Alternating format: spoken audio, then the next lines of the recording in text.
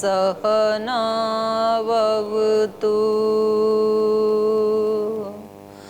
सहनौ भुनक्तु सह वीर्यं करवावहै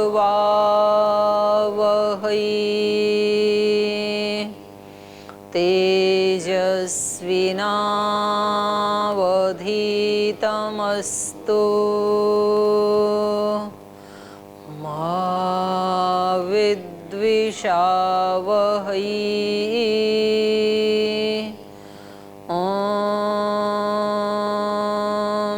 शांति शांति शांति।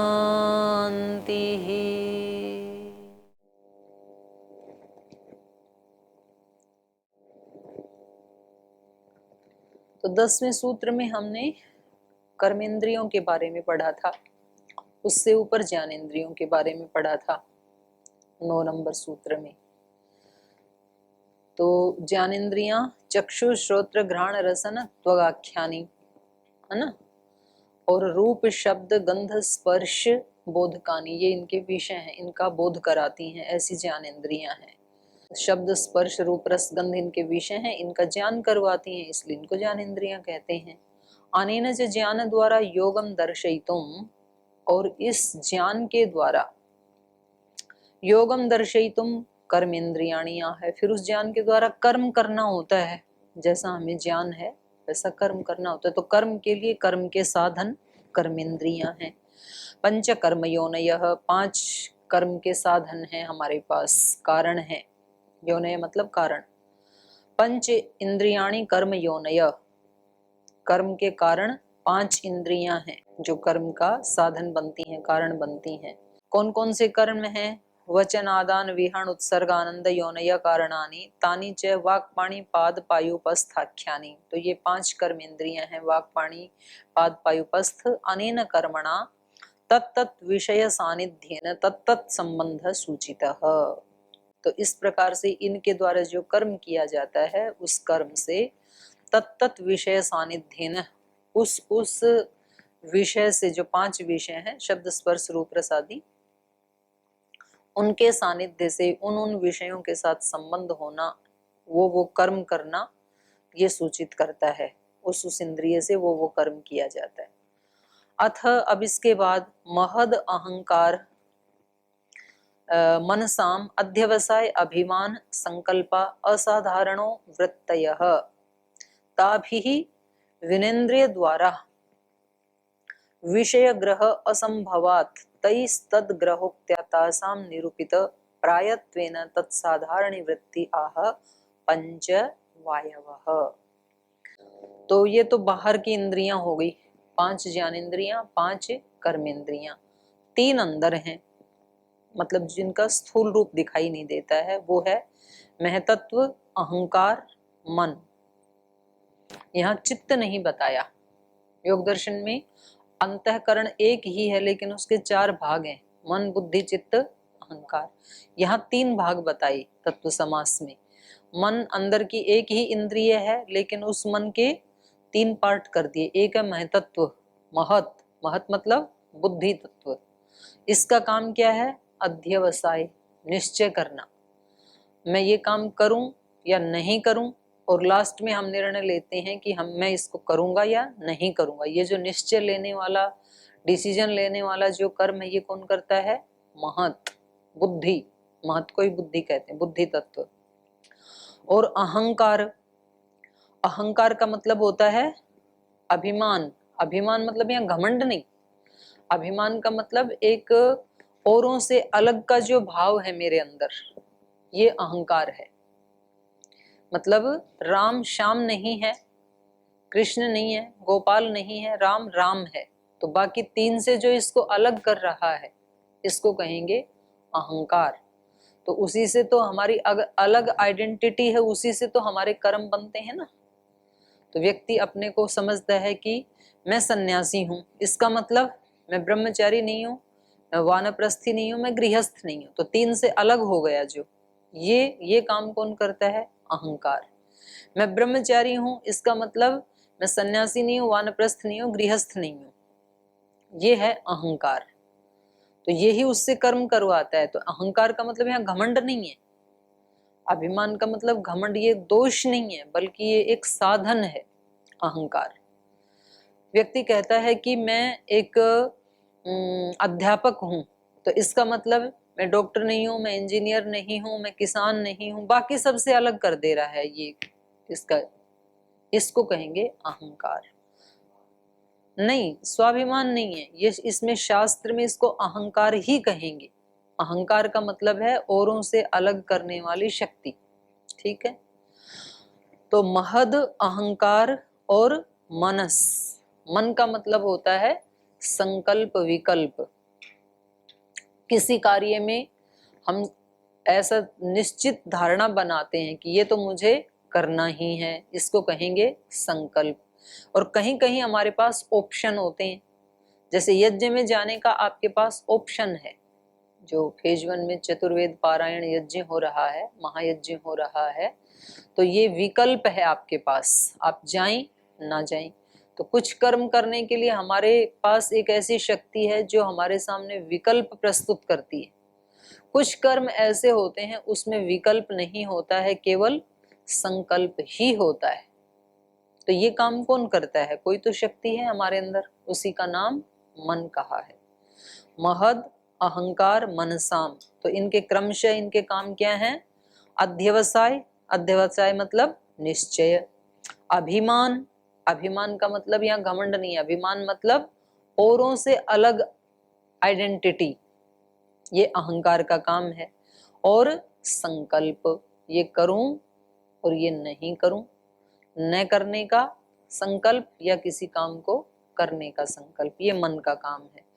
ये जो 3 कार्य हैं इन इंद्रियों के, इनको कहा असाधारण्यो वृत्तयः। ये असाधारण वृत्ति हैं। असाधारण मतलब विशेष। एक तो होता है साधारण, सामान्य, और जो साधारण नहीं होता उसको क्या कहते हैं? असाधारण।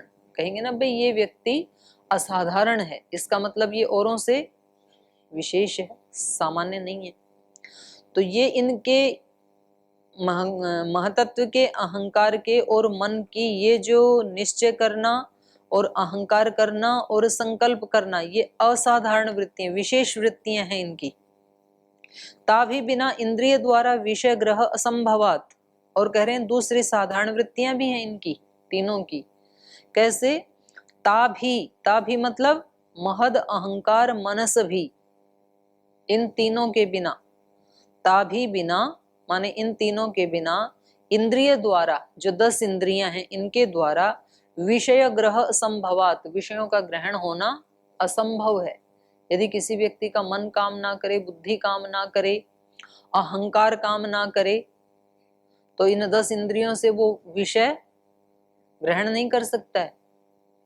आंखें देख नहीं सकती हैं, और देखेंगी तो ये नहीं बता सकती हैं ये रूप अच्छा है या बुरा है, निर्णय नहीं कर पाएंगी अगर मन, बुद्धि, अहंकार काम ना करें तो। ठीक है, वो देखेगा पर उसको कोई ज्ञान नहीं होगा, वो उसको डिफाइन नहीं कर पाएगा। वो व्यक्ति सुनेगा लेकिन उसको पता नहीं चलेगा ये शब्द अच्छा है कि बुरा है, सुनूं कि ना सुनूं, डिसीजन नहीं ले पाएगा वो। मैं अलग हूं इन लोगों से इसलिए मैं ये शब्द सुन रहा हूं, मैं ये भजन सुन रहा हूँ क्योंकि मैं एक योगी हूँ, सन्यासी हूँ, मैं ऐसे गाने नहीं सुनूंगा क्योंकि मैं एक योगी हूँ, सन्यासी हूँ। ये काम कौन करता है? अहंकार।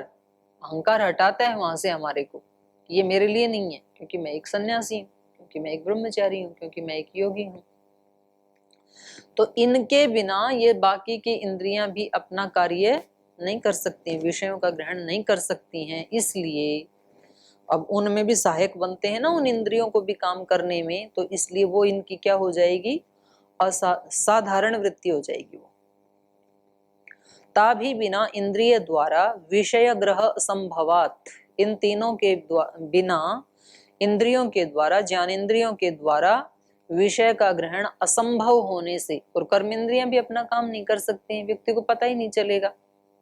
जब किसी व्यक्ति का दिमाग काम नहीं करता है, मन काम नहीं करता है, तो उसको ये भी नहीं पता चलता है कि उसको मलमूत्र भी कब करना चाहिए, कहाँ करना चाहिए, तो ऐसे बिस्तर में कर देते हैं जो बड़े हो जाते हैं, दिमाग काम ना करे तो कर्मेंद्रियां भी ठीक से अपने विषय का ग्रहण नहीं कर पाएंगी और ज्ञानेंद्रियां भी। ताभी बिना इंद्रिय द्वारा विषय ग्रह संभवात तैहि तद ग्रह उक्त्या, तो उन इन तीनों के द्वारा ही तद ग्रह उक्त्या, उन विषयों का ग्रहण होने के कारण तासाम निरूपित प्रायत्वेन, उनका जो निरूपण है वो प्राय इन्हीं के द्वारा ही होता है। प्रायत्वेन तत्साधारणी वृत्ति आह, ये जो दसों इंद्रियों का जो कार्य है, ज्ञान प्राप्त करवाना और कर्म करना, ये दसों इंद्रियों का जो कार्य है वो इनकी साधारण वृत्ति है, सामान्य कर्म है। मन बुद्धि अहंकार का सामान्य कर्म क्या है? दसों इंद्रियों को काम करने में सहायता देना। ये क्या हो गई? इनकी साधारण वृत्ति, साधारण कर्म। और निश्चय करना और अहंकार करना और संकल्प, ये तीन क्या है? इनके विशेष कार्य। इसमें इनको दूसरों की सहायता नहीं है, लेने की जरूरत नहीं है। निश्चय करने के लिए बुद्धि को 10 इंद्रियों की आवश्यकता नहीं है, आंख नाक कान आदि की आवश्यकता नहीं है, वो निश्चय वो खुद ही लेगा। ये ज्ञान प्राप्त तो करवाएंगी कि विषय ऐसा है, लेकिन अब निश्चय लेना उसके लिए आंख की जरूरत नहीं है, बुद्धि की ही जरूरत है केवल। तो वो उनकी हो गई असाधारण वृत्ति, विशेष कार्य। तो इसलिए इनको कहा पंचवायव, 5 प्रकार का प्राण। प्राण की सहायता से, 5 प्रकार के जो प्राण हैं उनकी सहायता से ये मन अहंकार और बुद्धि, ये तीनों सामान्य और विशेष कार्य करते हैं। पंच संख्या का प्राण अपान समान उदान व्यानाख्या वायवः महद अहंकार मनसाम साधारण वृत्तयः जीवन साधनानि। तो कह रहे हैं पंच संख्या का, जो संख्या में 5 हैं, 5 संख्या वाले प्राण अपान उदान, प्राण अपान समान उदान व्यान, ये इनके नाम हैं। तो ये जो 5 प्रकार के जो वायवः वायु हैं, ये महद अहंकार मनसाम, महद महतत्व बुद्धि तत्व अहंकार और मन की साधारण वृत्तयः जीवन साधनानि, साधारण वृत्ति के जीवन साधन हैं। इन्हीं से 5 प्राणों से ही ये साधारण वृत्ति माने सामान्य कर्म कर पाते हैं दसों इंद्रियों के द्वारा, और अपने विशेष कर्म भी कर पाते हैं। तो अब इनका स्थान आदि बता रहे हैं पांचों का। तत्र प्राण नासिका गृह्य नाभि पाद अंगुष्ठ वृत्ति। प्राण कहाँ रहता है? नासाग्र, नासाग्र हृत, नासिका का अग्र भाग नासाग्र, यहां से शुरू होकर के नासाग्र हृत नाभि पाद अंगुष्ठ वृत्ति, यहां से लेकर के नासिका के अग्र भाग से लेकर के और नासाग्र हृदय में होता हुआ, नाभि में होता हुआ पैर के अंगूठे तक इसकी वृत्ति है प्राण की। माने ऊपर से नीचे तक सभी अंग प्रत्यंग जो काम कर रहे हैं, किसके कारण कर रहे हैं? प्राण के कारण। प्राण कहाँ तक फैला हुआ है? तत्व समास की दृष्टि से नासिका के अग्र भाग से लेकर के पैर के अंगूठे पर्यंत। तत्र प्राण नासाग्र हृत नाभि पादांगुष्ठ वृत्ति। अपान, अपान का कार्य क्या है? कहाँ रहता है? कृकाटिका पृष्ठ पायु पार्श्व उपस्थित वृत्ति ही। अपान है जो है वो कृकाटिका पृष्ठ, नाभि के पीछे कमर वाला जो भाग है, इन सब में पायु पार्श्व उपस्थ वृत्ति, मलमूत्र आदि का त्याग जो होता है, ये जो कर्म करना है, ये किससे होता है? अपान के द्वारा, अपान रूपी प्राण के द्वारा। ये उसकी वृत्ति है, उसका कर्म है। समान का क्या है? समानो हृत नाभि सर्वसंधि वृत्ति। समान नामक प्राण कहाँ रहता है? उसका क्या काम है? हृत नाभि, हृदय से लेकर के और नाभि में रहता है, और सर्वसंधि वृत्ति, जो जो ज्वाइंट हैं हमारे शरीर में, जहां जहां भी उंगलियों के बीच में ज्वाइंट हैं, हाथ और जो कलाई वाला स्थान है, कोहनी का स्थान है, कंधे का स्थान है, घुटनों का स्थान है, जहां जहां भी ज्वाइंट है वहां कौन काम करता है? समान। ज्वाइंट तो सारे शरीर में, इसलिए एक तरह से सभी ज्वाइंट में काम करता है। समानो हृत नाभि सर्व संधि वृत्ति।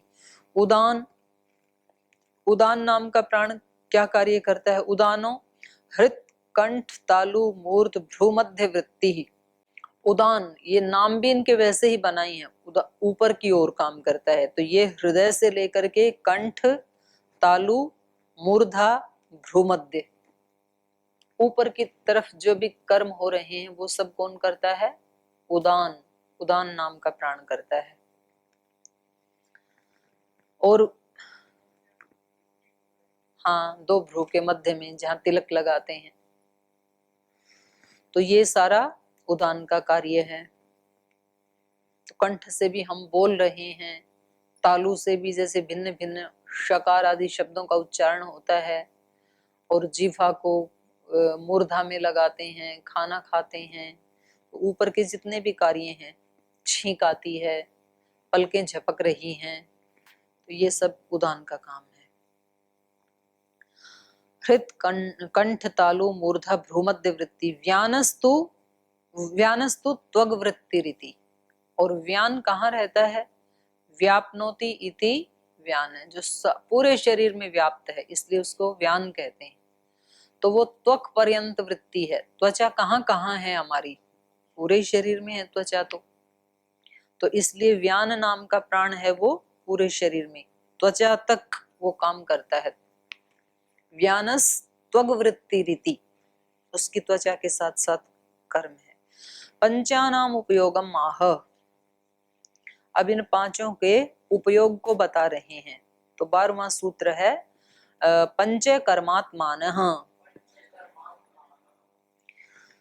ये कह रहे हैं भुक्त पीत आहार जलादे रस रुधिर आदेश यथा यथम प्रापणम एशाम कर्म। इन पांचों का काम क्या है? अभी तो स्थान बताया इनका, अब इनका अलग से कार्य भी बता रहे हैं। इन पांचों का कर्म या क्रिया स्वरूप क्या है? तो कह रहे हैं खाए हुए को भुक्त, पीत मतलब पिए हुए को, खाया हुआ या पिया हुआ जो आहार है या जल आदि है। जल आदि को हम पीते हैं, जो लिक्विड है वो पिया जाता है, जो कठोर है उसको खाया जाता है। आयुर्वेद में उल्टा कहते हैं कि कठोर है उसको पियो और जो लिक्विड है उसको खाओ। अभिप्राय क्या है? कठोर है उसको इतना चबाओ कि वो पीने योग्य हो जाए, लिक्विड जैसा हो जाए, और जो लिक्विड है उसको ऐसे धीरे धीरे ग्रहण करो जैसे कि खाना खाते हो। नहीं तो एक गिलास डाला ऊपर से और एक ही सेकंड में गट गट गट गट गट गट गट, 3-4 सेकंड में पूरा गिलास खत्म। तो उसमें फिर स्लाइवा नहीं मिला, लार नहीं मिली आपकी, तो इसलिए वो पोषक नहीं बनता है। फिर ऐसे ही गया ऐसे ही निकल जाता है, शरीर का पार्ट नहीं बनता है वो। तो भगवान की ऐसी व्यवस्था है। तो उन्होंने ये बताया, अपने जो श्रद्धेय स्वामी सोमानंद जी महाराज हैं वो चम्मच से दूध पीते थे। तो दूध तो होता था इतना ही कटोरी में, लेकिन चम्मच चम्मच थोड़ा थोड़ा थोड़ा थोड़ा पिए, तो उसमें टाइम कितना लगता था? तो उसमें 15-20 मिनट लगती थी, लेकिन क्योंकि उसमें बहुत सारी लार मिलके चली जाती थी तो बहुत पोषक होता था। छोटा बच्चा माँ का दूध पीता है तो वो तो और तो कुछ आहार लेता नहीं, और उसके तो शरीर का विकास भी हो रहा है। लेकिन भगवान ने ऐसी व्यवस्था बनाई, माँ के स्तन से बूंद बूंद दूध ही आता है, तो वो थोड़ा थोड़ा लेता है तो लार बन बन के जाता रहता है। तो इसलिए वो बताते थे कि थोड़ा थोड़ा करके खाना चाहिए। छोटे छोटे ग्रास, उसको भी खूब अच्छे से चबाओ। तो पहली बात तो खाना कम खाया जाएगा, और दूसरी बात जो खाएंगे उसमें पूरी लार मिलेगी तो वो सुपाच्य हो जाता है। नहीं तो व्यक्तियों को खाना पचता नहीं, क्योंकि वो चबाते नहीं है। तो उससे फिर गैस आदि बनती है, एसिडिटी भी बनती है, क्योंकि वो पड़ा रहता है, नहीं पचता है तो सड़ता है फिर आमाशय में जाके। सड़न से फिर जो गैस बनती है वो एसिडिटी बनती है, फिर खट्टी डकार आएंगी। अधिक भी खाया जाता है, 2 मिनट में तो व्यक्ति 2-3 रोटी खा जाता है फटाफट। थोड़ा थोड़ा खाएं, चबा के खाएं तो कम भी खाया जाता है। तो इसलिए कहते हैं कि पानी को खाओ और रोटी आदि को पियो, लिक्विड खाओ, ठोस को पियो, इतना पतला बनाओ। भुक्त पीत आहार जलादे, जलादि या आहार आदि जो खाया हुआ है और पिया हुआ है उसको रस रुधिर आदेश, उसमें रक्त रस मांस आदि जो 7 धातुएं हैं, यथा यथम प्रापणम, जहां जितना पहुंचना चाहिए, जहां जितना रक्त पहुंचना चाहिए उतना उसको पहुंचाना, जहां जितना मांस आदि बनना चाहिए वो सब बनाना, ये सब क्या है? एशाम कर्म, इन 5 का काम है। और ये कब तक काम करते हैं हमारे प्राण? जन्म से लेके मृत्यु पर्यंत। मतलब बाकी की इंद्रियां तो रात को विश्राम कर लेती हैं, जब हम सोते हैं या ध्यान आदि के समय भी विश्राम कर लेते हैं, एक मन काम कर रहा होता है, बाकी की इंद्रियां तो विश्राम में चली जाती हैं। और मन भी जब गाढ़ निद्रा आती है तो मन भी विश्राम कर लेता है। पूरे सिस्टम के अंदर एकमात्र प्राण ही ऐसा है जो कभी एक क्षण भी विश्राम नहीं करता है, सोते समय भी नहीं करता है, जागते समय भी नहीं करता है। तो देखो कितना परम पुरुषार्थी प्रेरणा देने वाला प्राण हम सब के अंदर है। तो जब कभी हमें आलस से आए तो हम उसको देख सकते हैं कि देखो भगवान जी की व्यवस्था। कुछ क्षण के लिए भी यदि प्राण काम करना छोड़ दे तो क्या करेंगे? फिर उठा के स्मशान ले जाएंगे और क्या करेंगे? फूक देंगे उठा के, कह देंगे मर गया। अब उनको क्या पता कि प्राण ने थोड़ा सा रेस्ट लिया था 3-4 मिनट का, दोबारा आएगा तब तक तो वो आग लगा देंगे। इतनी जल्दी होती है लोगों को। ऐसा देखा मैंने।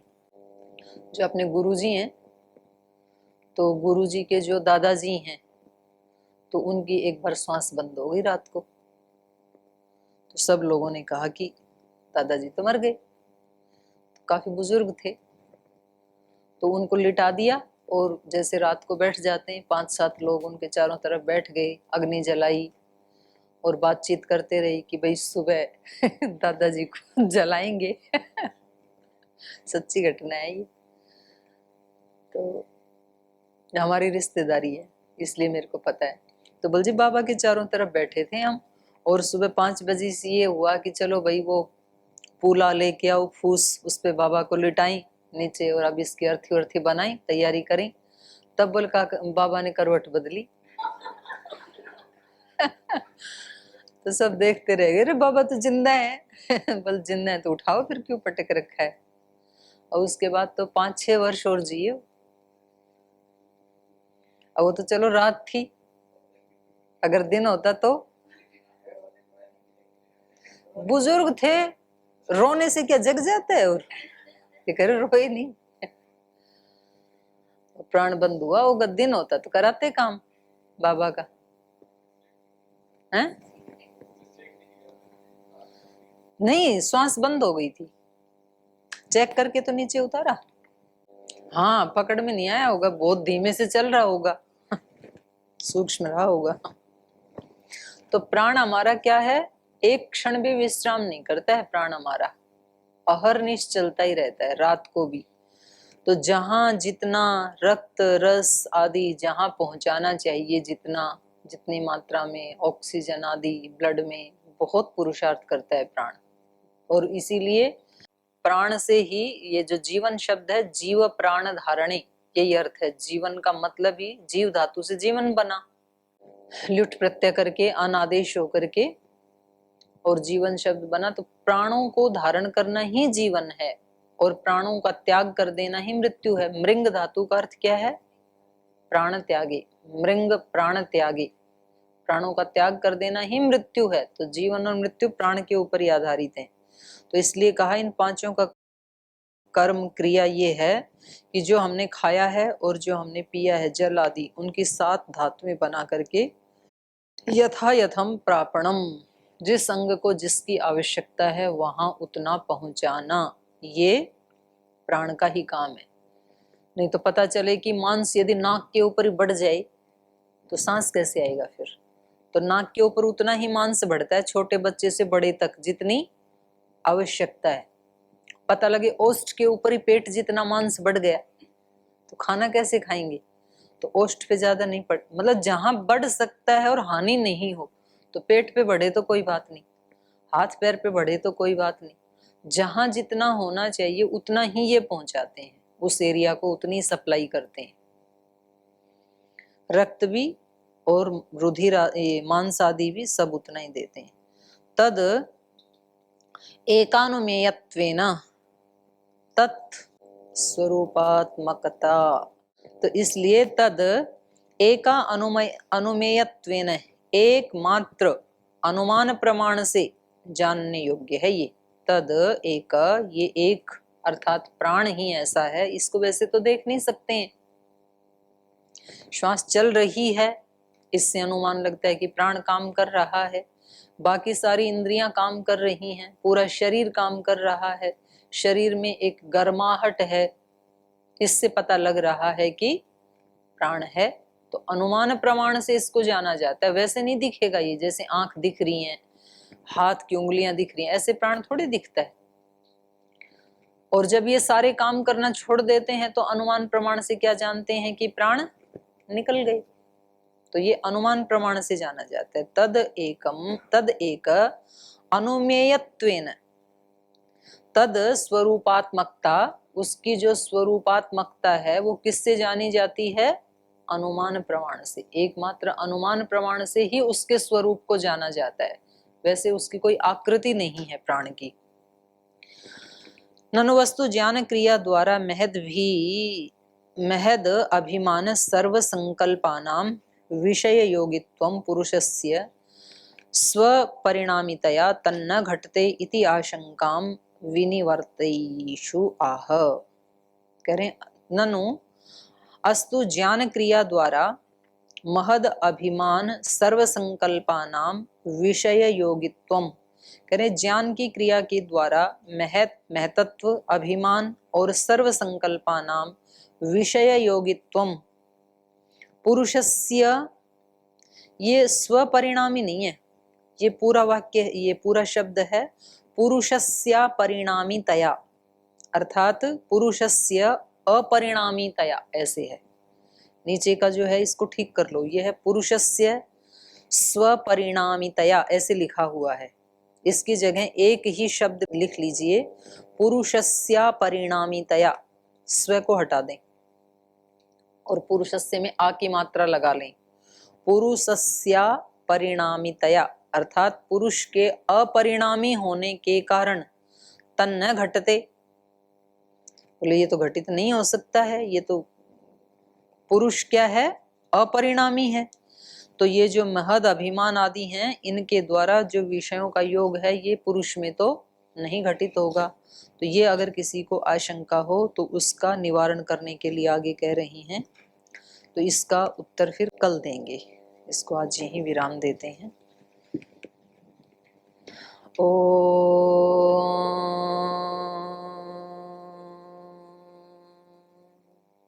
शांति शांति शांति। श्री गुरुभ्यो नमः।